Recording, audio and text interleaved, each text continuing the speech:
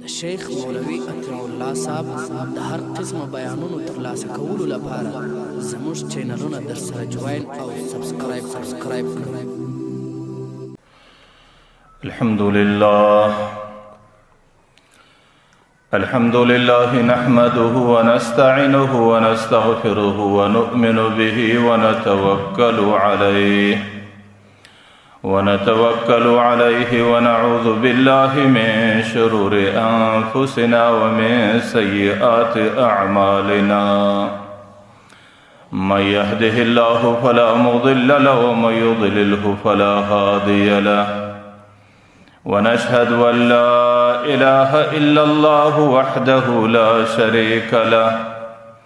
ونشهد أن سيدنا ومولانا محمدا عبده ورسوله. أما بعد فأعوذ بالله من الشيطان الرجيم. بسم الله الرحمن الرحيم. وذكر فإن الذكرى تنفع المؤمنين. وقال رسول الله صلى الله عليه وسلم: الدين والنصيحة. آمنت بالله صدق الله مولانا العظيم وصدق رسوله النبي الكريم ونحن على ذلك من الشاهدين والشاكرين والحمد لله رب العالمين. محترم حاضرین، تیرہ جمعہ کی مستاسو په حضور کې د دې خبرې مذاکره کړې وه چې د یو مسلمان دپاره د ټولو څه اهمه دا خبره ده چې هغې به د خپل ځان حفاظت د ګناهونو څه کوي. هغه ګناهونه صغیره یي که کبیره یي، هغه ګناهونه پټ ګناهونه یي که ښکاره ګناهونه یي، د هغې ګناهونو تعلق د الله تعالی د حقوقو سره یي که د بندګانو د حقوقو سره یي، نو د مسلمان ضروری وظیفه دا ده چې د ګناهونو څخه د خپل ځان د حفاظت اهتمام کول. چې زما سترګې به په حفاظت کې ګناه به نه کوي، زما ژبه به په حفاظت کې ګناه به نه کوي، زما غوږونه او زما د بدن ټول اندامونه به ګناه نه کوي. د مسلمان دپاره د ټولو څه ضروري د خپل ځان د ګناه څخه حفاظت کول. ځکه چې کله انسان د پیغمبر علیه الصلاة والسلام د احادیثو پر ذخیره باندې نظر واچوي، د پیغمبر علیه الصلاة والسلام د احادیثو صدا خبره ډېره ښکاره ده چې د مسلمانانو د معاشرې د ټولو څه لویه بیماري هغه دا ده چې معاشره په ګناهونو کې راس. بیا دا معاشره بیماره معاشره ده، دا ناجوړه معاشره ده، دا مریضه معاشره ده. او د دې بیماری څخه علاج کول د دې معاشرې دپاره هغه د ګناهونو څخه ندامت او پښیماني، د ګناهونو څخه مغفرت او توبه کښل. نو چې کله یو انسان په بیماری کې راسي، د بیماری څخه وروسته د هغې دپاره د علاج بندوبست وي. چې کله د مسلمانانو معاشره په ګناه کې راسي، دا بیماره معاشره ده او د هغې بیماری دپاره د علاج بندوبست هغه د پیغمبر علیه السلام احادیثو کې د توبې په شکل دی چې هغې معاشره به بیا د ګناهونو څخه توبه کاش. ځکه ګناهونو کې د معاشرې راتلل داسې بیماری ده او دا داسې خطرناکه حد دی چې د هغې اثر بیا د انسان د دنیا پر زندگی باندې هم راځي او د آخرت پر زندگی هم راځي. بیا هغه ګناهونه د دې معاشرې دپاره په دنیا کې هم د تباهۍ لویه ذریعه وي او د مرګ څخه وروسته هم انسان د ډېرې غټې تباهۍ او د ډېرې غټ پریشانۍ سره مخامخ کوي. نن چې په دنیا کې کم حالات د مسلمانانو معاشرې ته ګوري، که د قتل او د بدامنۍ ترتیبونه دي، که په دې معاشره کې د بې برکتۍ او د رزق د کمۍ ترتیبونه دي، که په دې معاشره کې د آفتونو د سیلابونو ترتیبونه دي، نو دا یو حقیقت دی چې دا ټوله د انسانانو د خپلو اعمالو نتیجه ده او دا ټوله د انسانانو د بدعملۍ او د ګناه په خاطر انسانانو ته ورپېښیږي. صرف د دنیا مسله نه ده، د مرګ سبا هم دا ترتیبي چې د کم چا زندگی په ګناه کې تیر سي، د مرګ بعد د قبر عذاب د تګوري، بیا خو د قبر تور کند د لپاره د جهنم یو کند بلل کیش. کله چا زړه کې راضي او کنه راضي، زموږ عقیده دا ده چې د قبر عذاب حق دی، انسانانو تور کول کیش. چې د قبر سره د انسان زندگی تیر سي، د قیامت میدان کې د ټولو اقوامو د عالم په مخ کې بیا شرمندگی ده او بیا ذلت دی او بیا رسوایی ده. د ټولو انبیاء و مخته، د محمد رسول الله و مخته، او د اقوامو د عالم و مخته، د ټولو فرشتو و مخته انسان د ډیر لوی ذلت او د ډیر لوی ستړي او د ډیر لوی رسوایی سره مخامخ کیږي. او چې کله د قیامت د میدان سره ورتیر سي، بیا د الله تعالی بدترین قید خانه چې جهنم د په هغه جهنم کې د انسان ته سزا ورکول کیږي. نو ځکه ګناه کې د معاشرې راتلل دا د ګناه بیماری ده، او د دې بیماری تباہی او هلاکت دا د انسان د دنیا پر زندگی باندې اثر لري او دا د انسان د مرګ بعد زندگی باندې اثر لري. فقيه ابو لیث سمرقندی رحمه الله لیکلی دي چې کم سړی په ګناه کې راضي، هغه د لسو خرابۍ سره ځان مخامخ کوي. چې کم سړی زندگی ګناه کې راولي، هغه الله تعالی د ځان سره ناراضه کوي. حالانکه الله تعالی د خالق دی، الله تعالی د مالک دی. د زندگی د ټولو شیګړو، د زندگی د ټولو نیمګړو اختیار د الله تعالی سره دی. د عزت، د ذلت، د وسایي، د ستړیا د ټولو د الله تعالی په قدرت کې ده. لیکن دی چې کله د مځکې پر مخ باندې ګناه کوي، د ټولو سره مخ کې خپل رب د ځان ناراضه کول. او د ټوله انساني معاشرې لوی دشمن هغه شیطان دی. ځکه الله تعالی وایي ان الشیطان للانسان عدو مبین، ښکاره دشمن دی. او شیطان د ځان خوشحاله کول. نو اوله خرابي دا د الله ناراضه کول، دویمه خرابي دا د شیطان د ځان خوشحاله کول، او دریمه خرابي دا د الله تعالی د عظیمي مهمانخانه چې جنت دی، د هغې د نعمتونو سره، د هغې د حورو سره، د هغې د اسراتونو سره ځان بې نصیبه کول. او د الله تعالی بدترین قید خانه چې جهنم دی، هغې جهنم ته ځان تیارول. او د پنځم نمبر د خپل نفس سره جفا کول، او دا نفس د خپل بد عملی په خاطر باندې جهنم ته تیارول او د جهنم مستحق جوړول، او په جهنم کې د د لپاره ترتیب برابرول د خپل نفس سره جفا ده. او شپږم نمبر خپل نفس ناپاکه کول.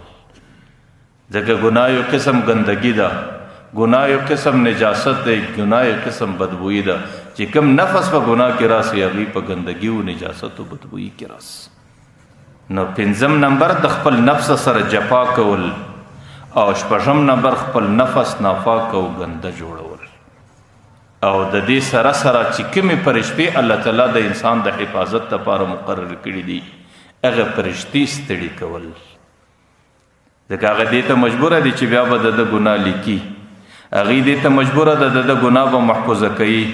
او دا حفاظت به د قیامت در میدانه پورې کوي، او بیا به د قیامت په میدان کې د الله په حضور کې د ګناهونه پیښوي. نو اوم نمبر فرشتو ته ستړیا ورکول، او اتم نمبر د پیغمبر علیه الصلاة والسلام زړه زیرول. د پیغمبر علیه الصلاة والسلام زړه ته غم او پریشانی پیښول. د روایتو کې راځي چې کله انسانان دي چې د پیغمبر علیه السلام څومره امتیان دي، چې د هغې د مځکې پر مخ باندې ګناه وسي، هغه ګناه د پیغمبر علیه السلام حضور ته پیښ شي. نو بیا پیغمبر علیه الصلاة والسلام د خپل امت په ګناه باندې ډېر غمجني، او د پیغمبر علیه الصلاة والسلام په زړه کې د خپل امت د ګناه سره ډېر غم وي. نو فرشتې ستړي کول او د پیغمبر علیه الصلاة والسلام زړه زیرول، دا اومه خرابي ده، او دا اتمه خرابي ده. او نمه خرابي دا د معاشرې د ټولو انسانانو سره جفا کول. ځکه چې کله ته ګناه کوې، ستا د ګناه په خاطر چې الله تعالی ټوله سزا را اصلي، هغه سزا بیا یوازې تا ته نه درکول کېږي، هغه سزا ټوله معاشرې ته ورکول کېږي. مالداران کم نصیبان چې کله په زکات کې کمای کوي الله تعالی پر معاشره باندې کاختی کشیږي د هغه کاختی اثر بیا صرف پر دې ګناګار نه راځي د هغه کاختی اثر پر دې ټوله معاشره باندې یو نوجوان چې کله په معاشره کې بے حیايي کوي فحاشي کوي دا غي ټلیفون دی دا غي ترتیبونه ټول ورځ په بے حیا ترتیبو کې رواني دا غي په خاطر الله تعالی پر معاشره باندې بیماری او نه جوړې نه ولادت دی بیا هغه بیماری او نه جوړې پر هغه نوجوان باندې نه هغه بیا پر ټول معاشره باندې نو په دې خاطر باندې چې کله سړی ګناه کوي د ټول معاشري سره جفا کوي او ټول معاشره د ستړیا سره مخامخ کوي او د دې ستړیا اثر چې پر معاشره باندې راځي د دې سزا به الله تعالی دغه ګناګار ته د قیامت په میدان کې ورکړي او لسم خرابي فقيه ابو ليث سمرقندي رحمه الله دالي کلی دا چې د الله تعالی د عظیم مخلوق شمزکه ده دا د قیامت په میدان کې پر ځام باندې شاهد جوړول د مځکه پر کومه حصہ چې کم نوجوان ګناه وکي او د مځکه پر کومه حصہ چې کم انسان ګناه وکي نو د قیامت په میدان کې د مځکه هغه حصہ د دې سړي پر ګناه باندې شاهدي ادا کوي لکه د روایت څخه دا معلومیږي چې د مځکه پر مخ باندې چې کومي ګناهونه وسی او د قیامت په میدان کې الله تعالی پر هغه باندې سلور شاهدان را پیښي د ټولو سمخکنه شاهد د مځکه ده والارض يومئذ تحدث اخبارها بان ربك اوحى لها مځکه به د قیامت په میدان کې د خبرې ټول ښکارا کی او دا به مځکه خوندې کړي او د الله تعالی په حضور کې به پیشي چې دې کم نصیب انسان زما پر پلانکی حسابانه پلانکی ګناه وکړه اسکه د چا په دماغ کې راضي کنه راضي نن سبا خو د دې دماغ تر وستل ډیره اسانه ده نن سبا یو اوس بنه د اوس بنه بنیاد مځکه ده او اوس بنه پیدا کیږي د مځکه او یو اوس بنه د چا आवाज د چا عمل د ډیره حد پورې محفوظه کولای شي نو مځکه چې د اوس بنه بنیاد او چې امر د الله تعالی هغه مځکه به څنګه محفوظه کوي او دویم شاهد د ګناه په میدان کې د مځکه سورستا د انسان خپل اندامونه دي چې کله د قیامت په میدان کې انسان ګناګار راس نبي چې الله تعالی د مځکه شاهدي واوري نو د دغه په مقابل کې درواغ او چالاکی روانه کی او بانی او حلی روانه کی چې ما خو نه د کړي کمی کړي د پدین یې کړي ده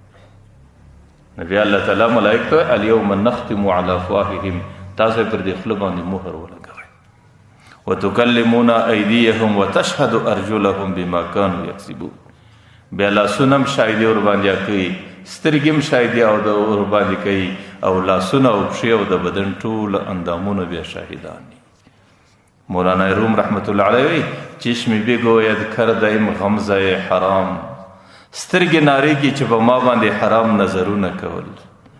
گوش بگوید چی د امسو الکلام او ژوند ناری کی چې په ما غلطی خبري اوریدلې لب بگوید این چنین بوسی د ام شوندان ناری کی چې په ما غلط ځایونه مچول او دست بگوید این چنین دوز د ام لاسونه ناری کی چې په موږ باندې غلاوی کولې په موږ باندې ظلم کاوه په موږ باندې ناجایز کول نو دویم شاهد د قیامت په میدان کې پر انسان خپل اندامونه راځي او دریم شاهد د قیامت په میدان کې هغه دوی ملائکه دي چې هغه کرام الکاتبین بلل کی کرام الکاتبین هغه د هر انسان سره ده د راسته وشه والا د انسان نیک اعمال کی دا غي خپل پړپړاو سره هغه د قیامت پورې محفوظه کوي او د شفا وشه والا د انسان بد اعمال کی او د غي خپل پړپړا د قیامت پورې محفوظه وي او چې ګله د قیامت میدان کې بنده د الله تعالی او حضور ته ودرېږي یو راسته وشه ته ودرېږي وای چپا وشه ته ودرېږي دام خپل پړپړا ورته وغوړي الله وی راته وایسته چې د ابتدا سره در انتها پورې ژوندۍ څنګه تیر کړه هغه بل چې دا غم ورته ولاړی هغه خپل بد عملونه ټول لیکلي نو دریم شاهد کرامن کاتبین یعلمون ما تفعلون او سلرم شاهد و اذا الصحف نشرت د هر سړي خپل جلا عمل نامه ده چې هغه د الله تعالی په امر باندې لیکل کیږي او هغه په لوح محفوظ کې د الله آسماني دفتر دی الته محفوظه کیږي نو د قیامت په میدان کې به هغه عمل نامه هم ورته وغوړیږي و اذا الصحف نشرت لیکن چې کله یو بنده سه پر مځکه باندې ګناه اوس پیغمبر علیه الصلاۃ والسلام وایي هغه بنده ګناهګاره پر دې ګناه باندې توبه وکړي بیا خو الله تعالی هغه ګناه د مځکې د حصې څخه هم یېره کړي هغه ګناه د انسان د بدني اندامو څخه هم یېره کړي هغه ګناه الله تعالی د ملائکو د صحیفو څخه هم یېره کړي هغه ګناه الله تعالی د لوح محفوظ د صحیفې څخه هم یېره کړي او چې کله دی د الله تعالی حضور کې ودرېږي دغه توبهګاره بنده بیا د ده پر دې ګناه باندې د الله په حضور کې یو شاهد هم نشي پېښېدلی ځکه ګناه کې چې سړی راسي د ګناه یو خرابي ده او دا خرابي د انسان د دنیا پر زندگی باندې ډېر بد اثر لري او د دې خرابۍ ډېره بده نتیجه د مرګ بعد انسان ته هم ګوري خدا یو حقیقت دی که دنیا کې ګناه هغه بده نتیجه لري که سړی د هغې بجای په نیکو اعمالو کې زندگی تیره کړي نو نیک اعمال بیا د سړي دپاره بهترینه ثمره بهترینه ښه نتیجه لري لکه تیره جمعه کې ما درته ویل دوې خبرې یو حقیقت دی د هغې صحیح څوک مخالفت نشي کولی هغه یوه خبره دا ده چې ګناه د هغې اثر دی ندامت او پښیماني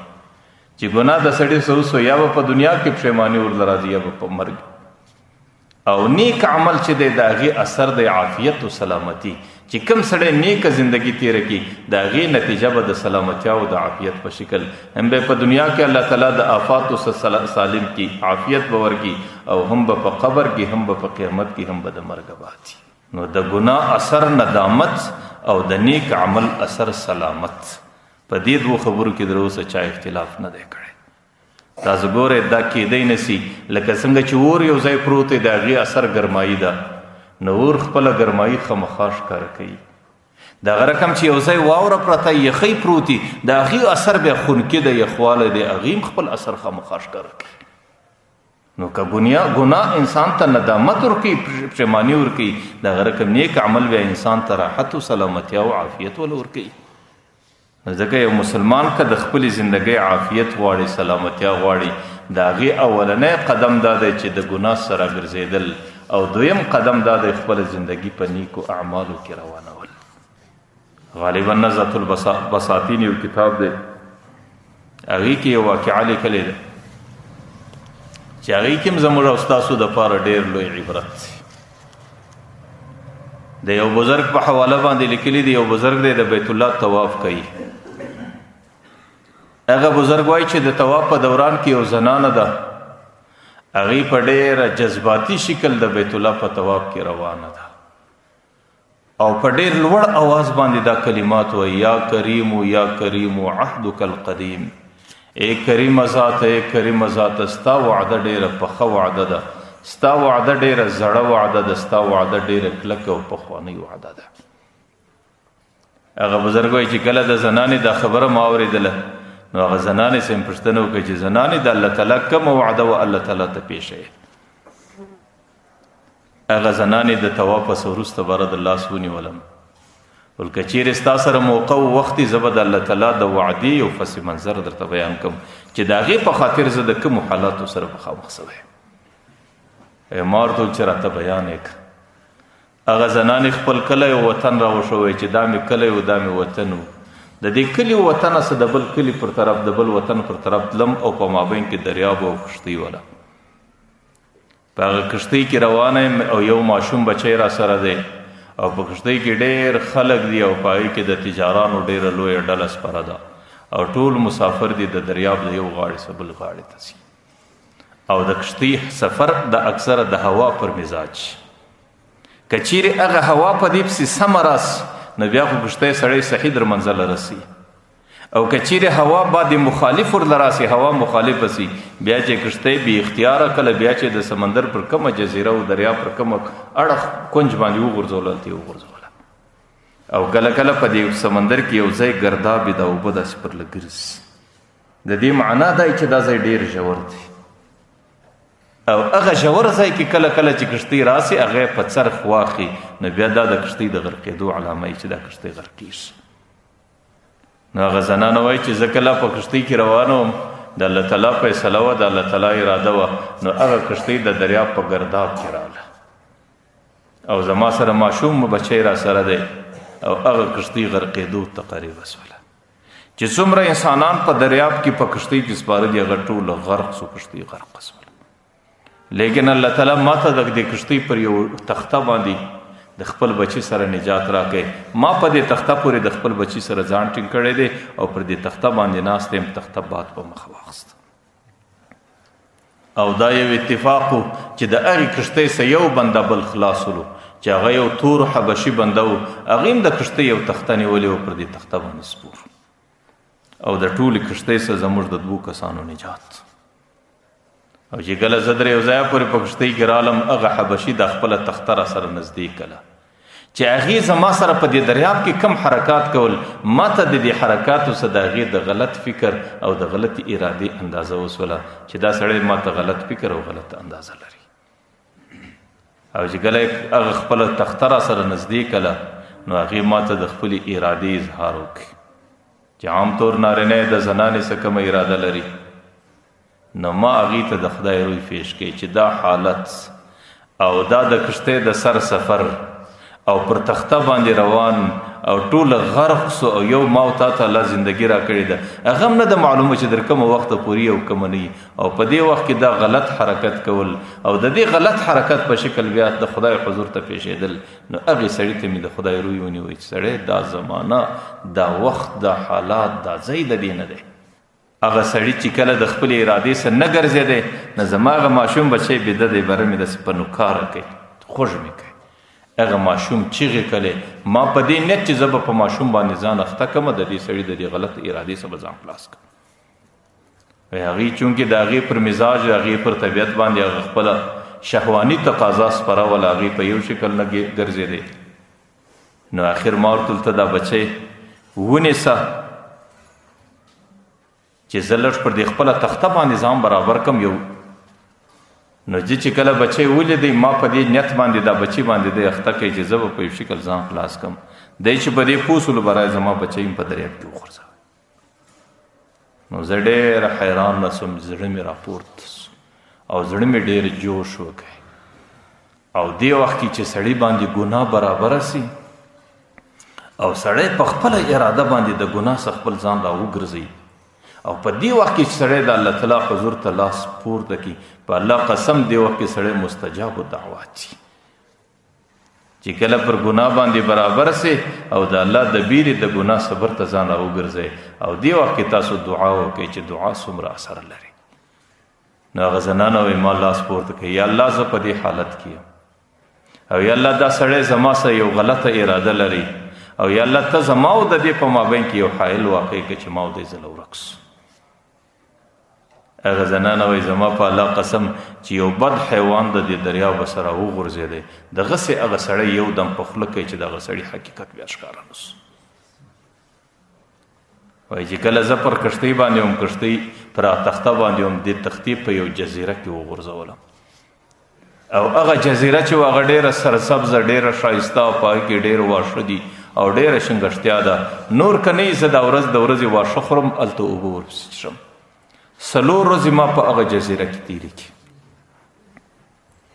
4 ورځې بعد چې کله زه د دریاب غاړې ته برته راپورته سوم نو د لرې څه یو کښتۍ روانه ده ما خپل پړونه او د خپل بدن لباس چې سره سره و هغه مې هغه کښتۍ والا ته وښورول په دې خاطر چې هغه ما وویني بس د الله اراده وه هغه کښتۍ والا زه ولیدم هغه کښتۍ یې راوګرځول ځکه دې ته دا معلوم و چې دغه علاقه د انسانانو دا استوګنې نه ده دلته یو زنانه څه کوي چې ولاړه ده وایي چې کله زه راوګرځېد د کښتۍ را نږدې سول هغه کښتۍ در ما پورې نه سوه رارسېدلی د هغې پر یو تخته و په یو شکل باندې یو 3 کسان در ما پورې ځان راورسوی او زه د هغې سره سپاره سولم چې کله یې غټې کښتۍ له وروستلم یو ماشوم دی په هغه کښتۍ کې ډېر ژاړي ما جوړدو کتل هغه ماشوم هغه زما بچی دی هغې مې مچ کې په سینه پورې مې ونیوی چې کله هغې خلکو زما د دې بچي سره محبت ولیدی نو هغه خلکو دستي زما څه پوښتنه وکړي چې دا بچی ستا څه دی ما ویل دا زما خپل بچی دی نو ما ورته ویل چې دا خو زما څه په دریاب کې ولاړی تاسو څنګه پیدا کړئ هغې زما څه د خپلې واقعې پوښتنه وکړه ما چې خپله ناولده واقعه ورته بیان کړله هغې راته ویل چې موږ به هم یو ناولده درته بیان کړو ما ورته راته بیان یې کوي زموږ پر کښتۍ باندې یو تور حیوان راپورته سو او د هغې خوا څه الله تعالی یو هاتفي غږ وسو د الله د طرفه چې یا به دغه ماشوم پر ملا باندې دغه حیوان دا ماشوم پروت دی یا به ماشوم در سره پورته کوئ کنې دا حیوان ستاسو کښتۍ چپه کوي. موږ په بده باندې هغه ماشوم راواخیستی او دا کښتۍ دا د پر دې خوا باندې راله او کښتۍ باندې غلطه هوا راورسېده او کښتۍ در دې جزیرې پورې راورسوله. نو ګورئ دې واقعه کې د الله زموږ او ستاسو دپاره ډېر لوی عبرت چې کم نوجوان چې کم حبشي انسان د ګناه کولو اراده کړې وله د الله تعالی د طرفه د هغې د ګناه سزا ولیدله چې هغې د یو داسې دریابي مخلوق نسل ورلی چې د هغې حقیقت نسو معلوم چې هغې پر کومه خوا باندې یوړی چې کومې زنانې د ابتدا سره د فاقې اراده درلوده هغې د ګناه سره د حفاظت اراده درلوده هغې ته الله تعالی د دې خپل نیک عمل په خاطر په دریاب کې هم سلامتیا ورکړله د هغې بچي ته یې سلامتیا ورکړله او هغې یې برته په سلامتیا باندې در خپله وطن او در خپله کلي ورسوله. ما د ټول دا دوی خبرې پخې خبرې دي. یوه خبره دا ده چې په ګناه کې ندامت دی په ګناه کې تباهي ده په ګناه کې هلاکت دی یا به په دنیا کې سړی تباه کوي یا به په آخرت کې سړی تباه کوي. او دویمه خبره دا یو حقیقت دی چې په نیک عمل کې عافیت او سلامتیا ده. په دنیا کې به هم الله تعالی انسان ته د سلامتیا زندگی ورکوي او په آخرت کې به هم د قبر زندگی په سلامتیا کې د قیامت 50,000 کاله یوه ورځ د دا به په سلامتیا کې او د قیامت څخه وروسته به الله تعالی انسان خپلې میمخانې جنت له ورولي. نو ځکه زه دا وایم چې الله تعالی د انسانانو سره د انساني معاشرې لوی مرض لوی بیماری هغه ګناهونه بولي چې معاشره په ګناه کې راسي. او که سړی د خپلې معاشرې ته علاج ورکوي او د خپلې معاشرې ته سلامتیا ور نصیب کوي د هغې علاج او سلامتیا هغې د ګناهونو څخه د توبې بغیر په بل څه کې نه. د انسان دپاره ضروري عمل دا دی چې هغې پر د خپله زندگی باندې نظر وکړي. نن زموږ زندگی په کومه معاشره کې راغلی ده چې فالله قسم 4 طرفه د معاشره ګناه داسې په ګیره کې اخیستې ده.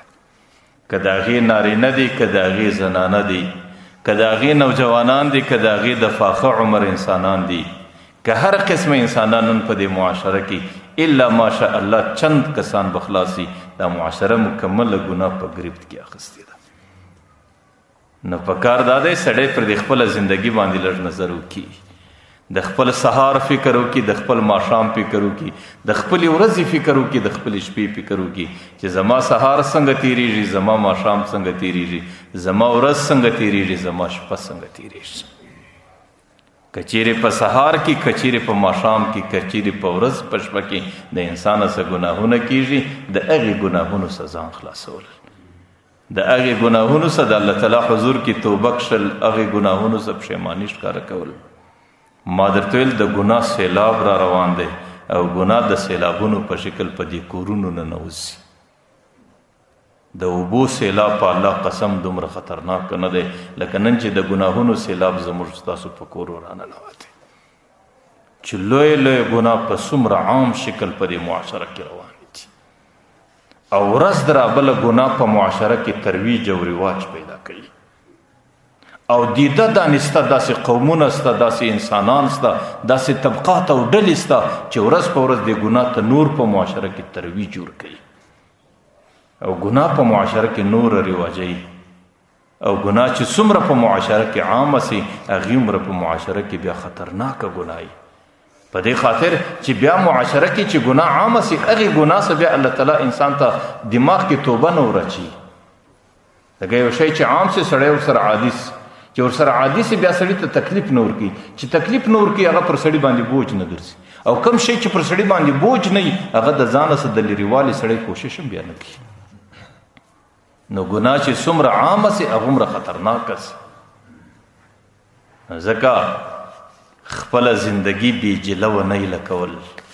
د خپله ژبه ته په معاشره کې جلو راچول د خپلو سترګو ته جلو راچول د خپلو اندامو د بدن ټولو اعضاو ته جلو راچول چې په دې خاطر د دې اندامو په خاطر سړی په ګناه کې مبتلا نه سي. لیکن که معاشره لکه څنګه چې په ګناه کې غرق روانه ده او دغسې د خپل غرقیت د غرق تک ته دوام ولا ورکي او د خپل ځانونه او د خپل اندامونه او د خپل نفسونه دا په جلو په کنټرول کې نه راولي. بیا چې څومره ګناهونه چې څومره عذابونه دي، بیا چې څومره ستړي دي، بیا چې کوم حالات دي، زما په الله قسم ورځ درابل به زیاتیږي زیاتیږي زیاتیږي زیاتیږي تر هغې وخته پورې چې معاشره مکمله هلاکت او تباهۍ ته رسي.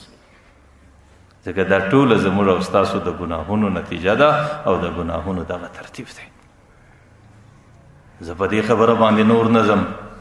صرف زموږ او ستاسو په معاشره کې چې یو شی لکه زموږ او ستاسو ټلیفون نن په دې معاشره کې څومره رواج پیدا کړی دی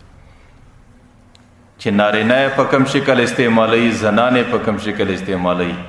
کشرانې په کم شکل استعمالوي، مشرانې په کم شکل استعمالوي، چې د هغې شپه د ټلیفون پر کومو پروګرامو باندې تېرېږي، د هغې په ورځ کې د هغې په ټلیفون کې دی کومې نندارې ګوري چې نه پر ډرامو باندې د بسواله دی، نه پر فلمونو باندې د بسواله دی، نه پر لڅو تصویرونو باندې د بسواله دی، نه پر ډانس او اتڼونو باندې د بسواله دی، چې هغې نن دې حتی په معاشره کې خلکو رسولې ده چې د هغې په دماغ کې ګزه دا نه راځي چې دا ګناه ده. بلکې ډېر قومونه اوس پر دې دي چې دا صرف د انسان د طبیعت یو تفریح ده، د انسان د طبیعت یو تازګي ده، دې کې بیا څنګه ګناه ده؟ حالانکه هغې د کبیره کبیره ګناهونو خزانه ده. غلط تصویر ته کتل که په هر شکل باندې تاله راس، بدنظري کول، ځکه بدنظري دې ته نه وایي چې په ښار کې سړی پردۍ زنانې ته ګوري. بدنظري که ستا د ټلیفون پر سکرین باندې کومه زنانه راسي هغې ته کتل دا بعیني لکه هغه بدنظري دا هم بدنظري ده. ما درته ویل په بدنظري کې انسان راځي، د دې څه د انسان په مزاج کې خباثت او ګندګي راځي، د انسان په مزاج کې د ګندګۍ او د ګناهونو و طرف ته میلان وي. بیا چې کله هغه نوجوان دا بې حیا تصویرونو پروګرامونه وګوري د هغې غریب د شهوت فرده پر دې سترګو باندې خوره سي. بیا دی چې سترګې کم چاته اړوي هغه سترګې د شهوت یو غشي. ما درته ویل چې بیا خو د زندګي د تباهۍ سره سي که الله تعالی د دې یو عمل پوښتنه راسه وکړي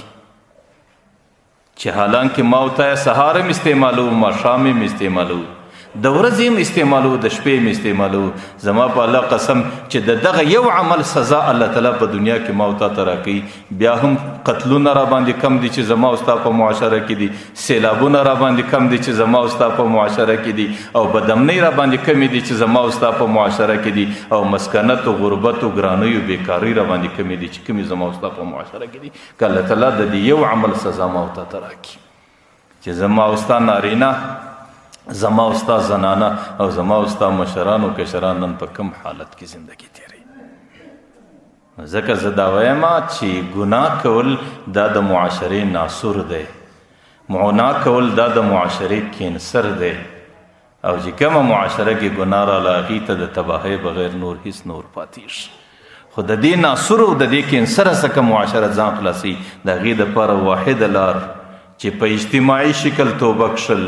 بوډاګان به توبه کاږي، ځوانان به توبه کاږي، زنانې به توبه کاږي او نارینه به توبه کاږي. بیا به الله تعالی د معاشره د دې آفتونو، د دې غمونو، د پریشانۍ څخه خلاصوي.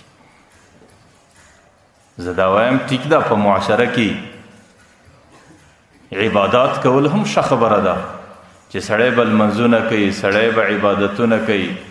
سړی به حج کوي او سړی به روژې نیسي. دا هم د معاشرې ښه عمل دی.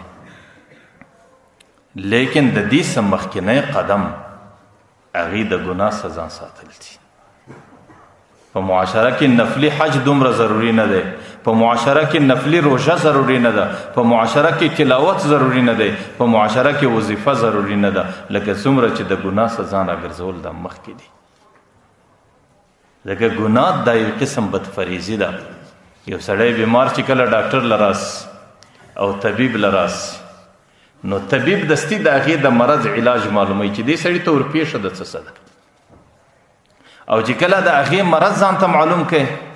نو طبیب ته دستی دا ورمعلومیږي چې ګیره ورپېښه د دې شي څه ده، نو اول به طبیب د هغې عمله څه ده ته پرهیز ورکړي، او بیا چې د هغې ناجوړۍ په خاطر دی څومره کمزوری سوی دی هغې ته به بیا د هغې په مقابل کې د قوت او د طاقت او د دفاع او د علاج لپاره دوایي ورکوي. اوس د هغه سړي صحت په دې شکل باندې راځي چې هغې به د خپلې ناجوړۍ دپاره د ټولو څه مخکې فریض روانوي او چې کله هلته د ناجوړۍ مخ ونیول سلو بیا به هغه دواګانې او دا شان ده ته ګټه کوي بیا به د صحت برابرې شي که سهار دوا خوري ماښام بد پریزي برته کوي نو هغه دوا خوړل د ده دپاره یو ضایع عمل بلل کېږي زه دا وایم چې معاشره خو په ګناه کې راغلې ده او دا ګناه د دې معاشرې کینسر دی او دا ګناه د دې معاشرې طاعون دی او دا د دې معاشرې تباهي و بیماري ده د دې دپاره یو فریض دی یو علاج دی د دې فریض دا دی چې د ګناه څه معاشره راګرځول چې بس دا شی دا طبیب مریض ته وایي دا شی به نور نه خورې بس او چې کله ته فریض وکړې د هغې څه وروسته بیا دا شی تا ته ګټه کوي نو زه دا وایم معاشره به پر اول قدم باندې د ګناه څه توبه کاږي او پر دویم قدم به بیا نفلي عبادات په دویم قدم به بیا نفلي روژې په دویم قدم به بیا نفلي صدقات په دویم قدم به بیا د الله و طرف ته دعاګانې دا به ټولې هم قبلیږي هم به دې معاشرې ته نه برسي او که زه سهار لمونځ کوم نفلونه کوم ماښام په ټلیفون کې ډرامې ګورم او ماښام لمونځ کوم پشت سره ټلیفونو په دې باندې بیا سهار پر یوه ګناه باندې صرفه نه لرم نو څه هم بیا دغه لمنځونه او دا شان سړي ته ډېره نفع نسي رسولی نه دا د تباهي او د هلاکت څه سړی راګرځولی سي حضرت عبدالله ابن زید رضی الله عنه یو صحابي دی هغه یو واقعه بیانوي هغه یو ورځ د شپې شپه ده او د تروژمۍ شپه ده او تاریکه شپه ده چې کله د کوره څخه مدینه منوره کې راووتمه نو د مدینې په یو طرف کې یو ادره ده هغه ادرې له رالم د ادره کې یو قبر نړېدلی دی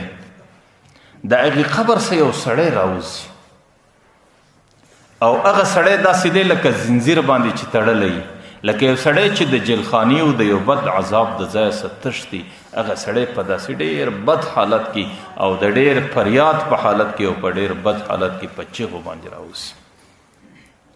لیکن د دې قبره څخه یو بل څوک پسې راغورځي برته زنځیر نسي او دی کشوي او په دې قبر یې نه باسي زما په دې باندې سر خلاص و چې دا سړی ګناهګاره دی د قبر سره راغورځي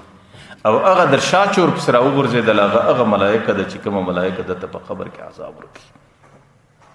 وایي دا منظر چې مولي دی باره مې زړه دا وغوښتی چې دې قبر ته لږ ودرېږم چې دې قبر کې نور څه پیښیږي وایي زه چې کله ورته ودرېدم دې قبر ته نږدې د دې قبره څه اواز راوځي هغه سړی دا نارې کوي وایي الم اکن اصلي ایا ما په دنیا کې لمنځونه نه کول الم اکن اصوم ما په دنیا کې روژې نه نیولې الم اکن اغتسل ما په دنیا کې د جنابت غسل نه کوی طهارت و پاکي مې نه کوله نه هغه بل څوک چې د ده پر عذاب باندې مقرر دی هغه ورته بلا لمنځونه خو دي کول روژې خو دي کولې او عبادتونه دي کول او غسلونه او طهارت و صفاهي دي کوله لیکن چې کله به په تنهایي کې رالی بیا دې د الله تعالی د امر مخالفت کوئ بیا په ګناهونو کې راتللی تا ته چې کومه سزا درکول کېږي هغه د هغې ګناه درکول کېږي چې تا په تنهایي کې کومه ګناه کوله نو د دې معنا دا چې هغه سړی لمنځګزاره هم دی هغه سړی روژه نیونکی هم دی هغه سړی ټول عبادات کوي لیکن د هغې باوجود فرشته دی په دې عباداتو باندې نه خلاصوي هغه ورته وایي چې ستا په تنهایي کې کومه زندګي وه چې په هغې کې ستاسو کومه بدعملي کېدله د هغې بدعملۍ په خاطر نن تا ته دا سزا درکول کېږي زه دا درته وایم چې خلکو په الله قسم د تنهایي حالت ډېر خطرناک دی د انسانانو په مخ کې خو ډېر خلک داسې دي چې د هغې شکلونه د بزرګانو دي د هغې رنګونه د صوفیانو دي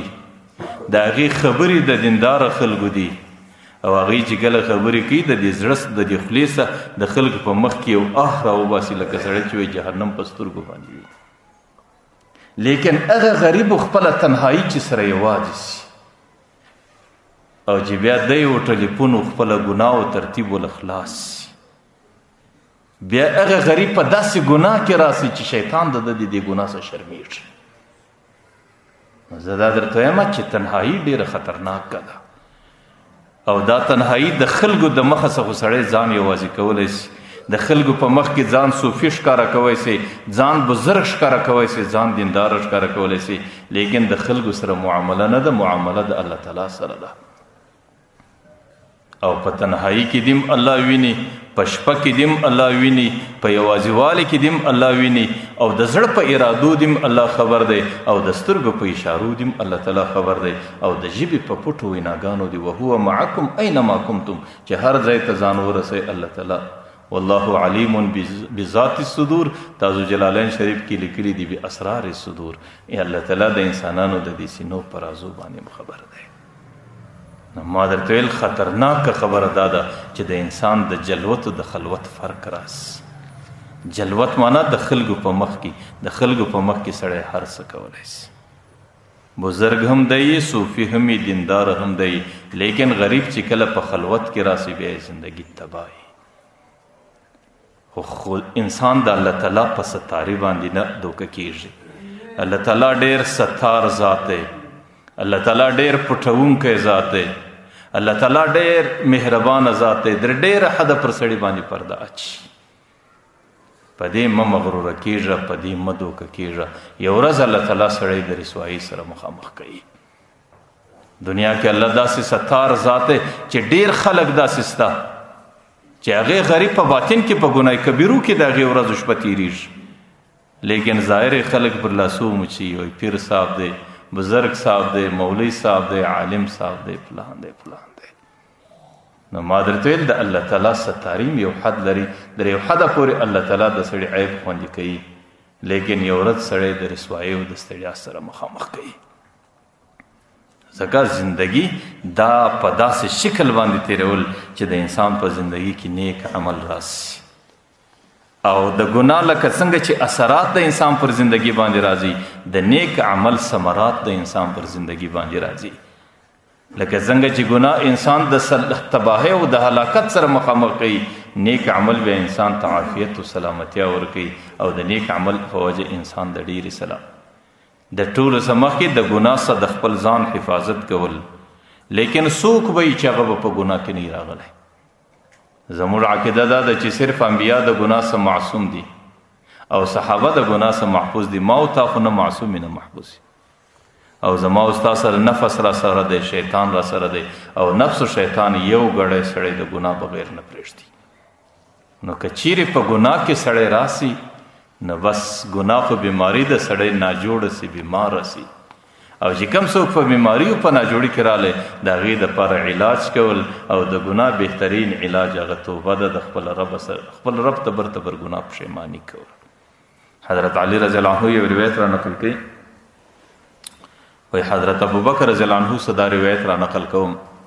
چې حضرت ابوبکر رضی الله عنه به ویل چې کم نوجوان د مځکې پر مخ باندې ګناه وکړي او د هغې ګناه په خاطر باندې برته پښیمانه سي چې زما څنګه دا ګناه وسوله. بنده د ایمانی نور لري، ایمانی نور سړي ته پښیماني ورکوي چې ګناه ځینې وسوله د شیطان په وسوسه باندې. د ایمانی نور علامه دا چې سړی پر هغه ګناه باندې برته دستي پښیمانه سي، دلته دستي پریشانه سي.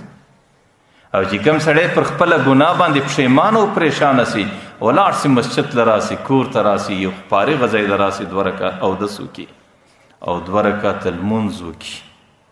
او الله تعالی ته خپله پښیماني پیش کړي چې یا الله ناپوه یا الله نادان په ناپوهي او په ناداني کې راسه وسوله، او الله ستا سره مې وعده ده بیا یې نه کوم. حضرت علی رضی الله عنه وایي چې حضرت ابوبکر رضی الله عنه ویل الله تعالی دومره د الله رحمت په جوش کې راسي چې پر هغه ځای باندې کومه ګناه کړې ده، الله تعالی په عبادت او په نیک عمل او په نیکي وربدل کړي. هغې به د دې څه وروسته د قرآن کریم یو آیات وایي ومن یعمل سوءا او یظلم نفسه، چې کوم سړی بد عملي وکړي یا د ځانه سره ظلم وکړي، ناکي وکړي، ګناه وکړي، ثم یستغفر الله، بیا د الله څخه مغفرت وغواړي، یجد الله تواب غفور الرحیم، بیا به الله تعالی ډیر غفور ذات دی، الله تعالی ډیر مهربان ذات دی، بیا به الله تعالی هغه ورسره کوي چې یبدل الله سیئاتهم حسنات، چې بیا به د دې ګناهونه الله تعالی په نیکو اعمالو وربدلوي.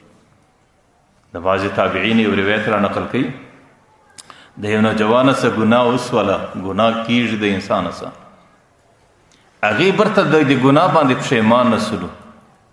هغې د سترګو څه د پښیمانۍ یو اوښکې راتوکي، و ان کان مثل رأس ذباب، که څه هغه اوښکه د مچ د سر مقدار ثم یصیب حر وجهه او د دې مخ سپینوالی ته راورسیږي. پیغمبر علیه السلام وایي پر دې مخ باندې الله جهنم حرام کړي. بس وایي بیا چې شیطان دې حالاتو ته وګوري چې دې ګناه وکړه، پر ګناه باندې دومره پښیمانه سلو، وایي شیطان په ډېره واویلا او پریشاني کې مبتلا سي چې کاش ما په دې نوجوان د سره ګناه کړی نه وای،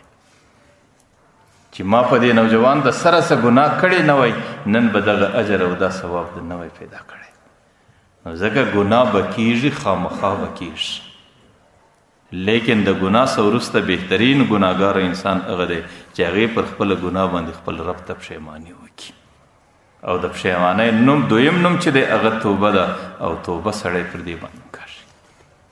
علماو لیکلي دي توبه په کم شکل خیږي. توبه کې 3 و 4 خبرې ډېرې ضروري دي. یوه خبره دا ضروري ده چې سړی څه تېره کومه ګناه سوې ده، پر هغې ګناه باندې سړی خپل رب ته پښیماني وکړي. بس چې تېره څومره ګناه ده، پر هغې ګناه باندې سړی پښیماني وکړي. وان یندم علیها، پر ګناه باندې پښیمانه کېدل، او د الله حضور کې ننواته کښېنستل، الله ته خپله ناپوهي، الله تعالی ته خپل غفلت، او الله تعالی ته خپله لاوبالي پېښول چې الله ډېر لاوباله وم، ډېر ناپوه وم، ډېر جاهل وم، په ډېر غفلت کې رالم، زما څه دا ګناه سوې ده، پر دې زه پښیمانه یم. او دویم شی په ګناه کې دا ضروري دی چې زړه صافول، چې د کوم چا سره د سړي محبتي او غلط محبتي هغه د زړه څخه ایستل، د کوم چا سره بغض و عناد دام ګناه د هغې د زړه څخه ایستل، او په ګناه کې چې کوم په زړه کې چې کوم د ګناه سوچونه او فکرونه دي دا د دماغ در خپله وسه پورې زړه صفا کول. او دریم شرط دا دی چې د کومو خلکو په ناسته باندې سړی ګناه ته مجبوره کیږي، د هغې خلکو ناسته پرېښول. بس چې کم فاسقان خلک دي، کم فاجران خلک دي، لکه موږ هره شپه په وترو کې څه وایو، ونخلع ونترک من یفجرک. یا الله چې کم فاجران خلک دي، چې کم فاسقان خلک دي، نور موږ د هغې مجلسونه پرېږدو، د هغې سره نور موږ تعلق ختمو. او که زه ماخستن په وترو کې وایم چې ونخلع ونترک من یفجرک، یا الله د فاجرانو مجلس پرېږدم، یا الله د فاجرانو فاسقانو نحس ته پرېږدم، سهار برته زه په هغه مجلسونو کې ناست یم. دا سړي ته توبه نه وي. نو اوله شرط د توبې دا دی پر تېره ګناه پښیماني کول، دویم زړه د ګناه د ارادې څخه صافول، او دریم چې په کومو مجلسو د فاسقانو او فاجرانو کې سړی په ګناه باندې اخته سوی، د هغې څخه انخلاع کول، هغې پرېښول، او څلورم دا دی چې د مرګ په تیاري په خپل دماغ کې خپل سوچ راګرځول چې الله زه به مرم او زه به د دنیا څخه رخصتېږم، نه به یې معلوم چې نن به مرم، په هفته بعد به مرم، کال بعد به مرم. د مرګ تصور کول چې ما له مرګ راورسېدی او زما ساه وختله، او زه د کلي حجرې له راوړل سوم او پر تخته باندې پرېوستل سوم، او د کلي ملا او طالب راته ولاړ دي، او پر دې بدن باندې کالي را باندې څیري. زما نه د خپل بدن اختیار دی، نه د خپل لباس اختیار دی، نه د خپل بدن د اندام اختیار دی، نه د خپل بدن د زندګۍ اختیار دی. او بیا ما بل غسل را کوي، او ما بل مینځي، او بیا مې په سپین کفن کې پیچي، او بیا مې پر کټو پر جنازه باندې وړي، او در دې تورو خارو لاندې مې ږدي، او ټنونه و منونه خارو راپسې اچي. نه معلوم په دې ځای کې به زه در کومه وخته پروت یم، ځکه دې قبرونو کې د آدم علیه السلام څخه ونیسئ تر اوسه پورې 7000 کاله کېږي خلک د قیامت انتظار لري. او دې قبر کې به زه د کومو حالاتو سره مخامخ کېږم،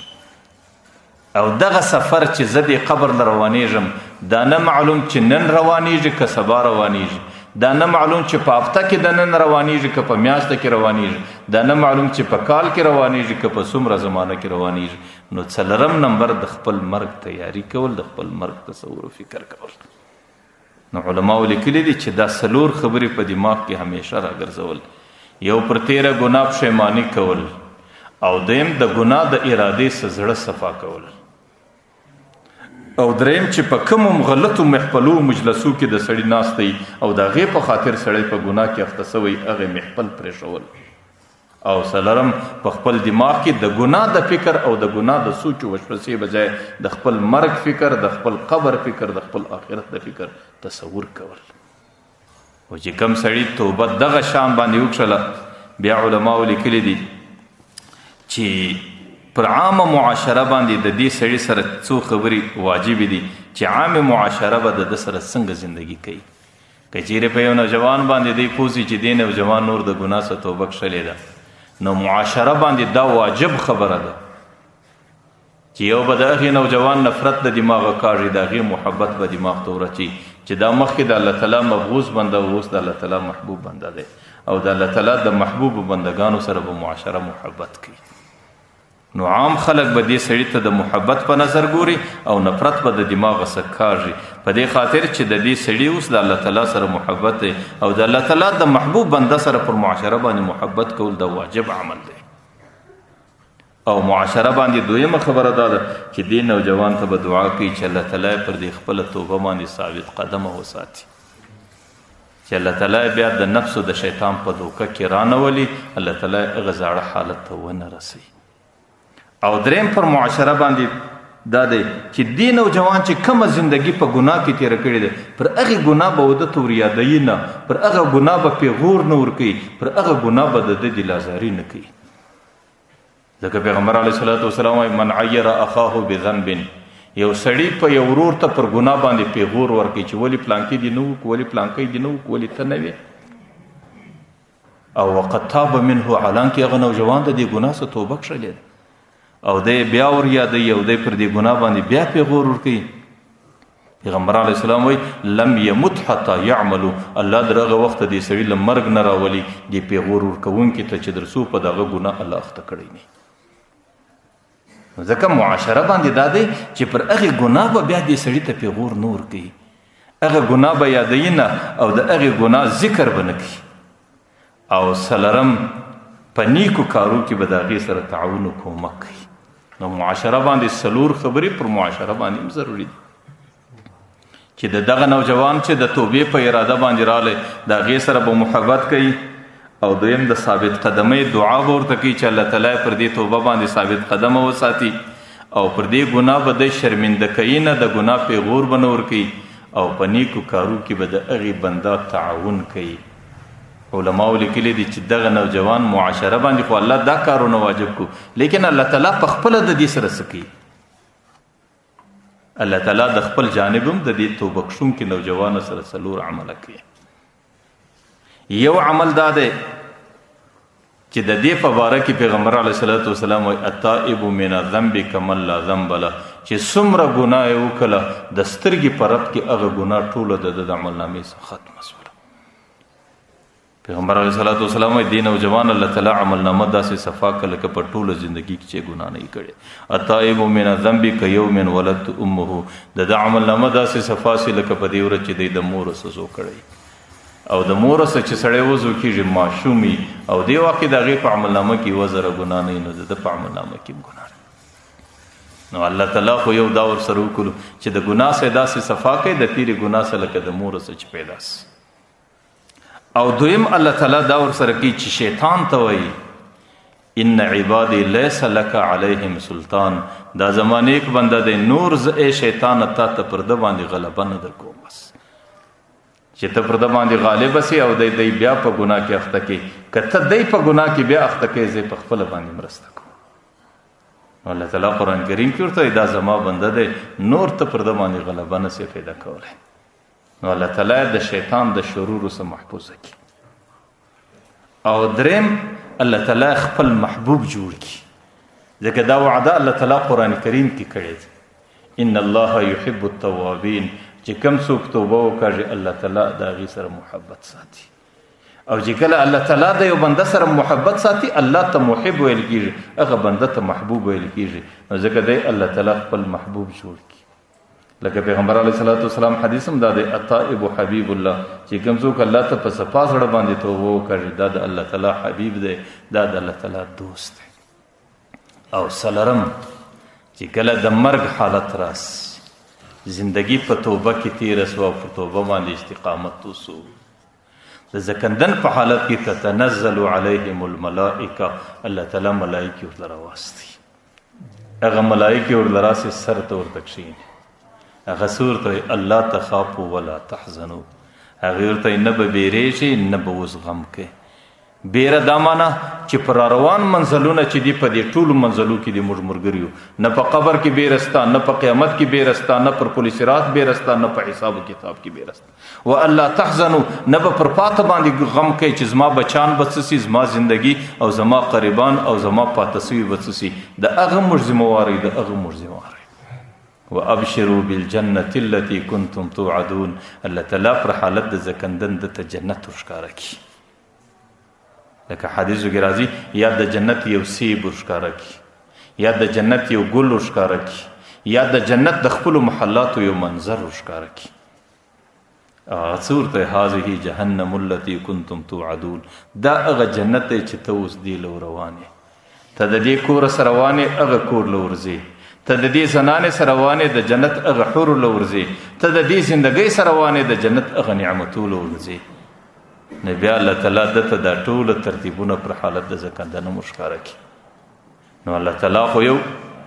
دا بنده د ګناه سره بالکل داسې صفا کی لکه د مور سره پیدا سوی، او دویم الله تعالی د شیطان د شر سره محفوظ کی، او دریم الله تعالی د سره محبت روان کی، او څلورم در هغه وخت پورې د دنیا سره نو رخصتي چې در څو پورې د جنت منزل دته پر حالت د زکندنه مشکاره کړی دی. نو ما درته ویل معاشره چې کله په ګناه کې راسي دا یو بیماری، لکه عام طور زموږ معاشره څلور طرفه په ګناهو کې ګیر راغلی ده، او هره بیماری چې پیښه سي خلک د هغې د علاج په لټون کې، او د دې بیماری د علاج لټون واحد علاج دی چې هغې توبه کښل دي، او د خپل رب سره صلح کول دي، او خپل رب ته پر تیرو ګناهونو باندې پښیماني کول دي. بیا به د رب د طرفه دا انعامي چې د سړي زندگی به د ګناه څخه داسې صفا کوي لکه سړی چې د موره پیدا سوی. الله تعالی دې زموږ زندگی د ګناهونو څخه محفوظه کړي. که د زموږ څخه ګناهونه خامخا سوي دي پر هغې دې الله تعالی د توبې کښلو توفیق راکړي. واخر